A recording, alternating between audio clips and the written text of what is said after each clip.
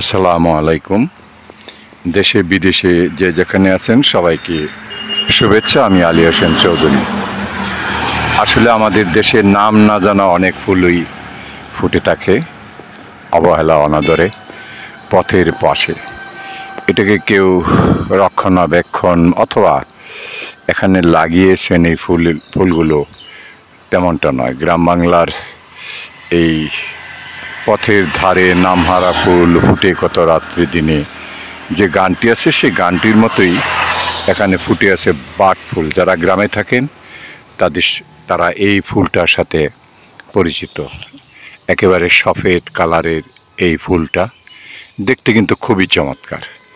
একেবারে এই যে ঝিঝি পোকার ঝিঝি শব্দ, এর মাঝখানে কিন্তু এই ফুলগুলা এখানে সেখানে এলো পাথারি সর্বত্র ফুটে থাকে।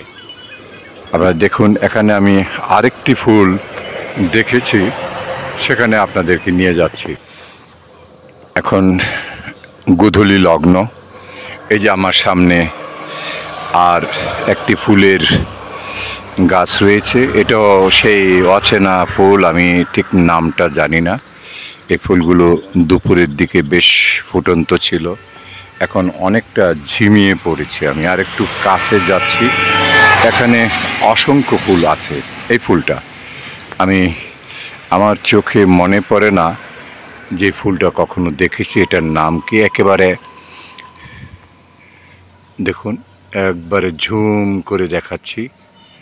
এই যে সুন্দর, দেখতে খুবই সুন্দর। এটাও সফেদ রঙের, একেবারে বোতামের মতো। এই ফুলগুলো গন্ধবিহীন, গন্ধ নেই, একেবারে জঙ্গলে ফুটে আছে। এই যে বাটফুল, সেই বাটফুলের পাশেই এরা ফুটে আছে প্রকৃতিকে সৌন্দর্য দেওয়ার জন্য।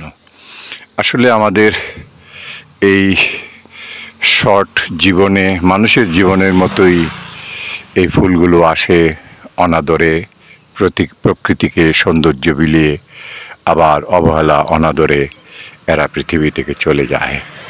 কিন্তু পৃথিবীকে বলে দিয়ে যায় যে আমরা এসেছি সৌন্দর্য বিলাতে, তোমাদের জন্য, মানুষের জন্য। যে যেখানে থাকুন ভালো থাকুন, ভালোবাসার সাথে থাকুন, গ্রাম বাংলার প্রকৃতির সাথে থাকুন এবং ফুলের গন্ধের সাথে, সৌরভের সাথে থাকুন।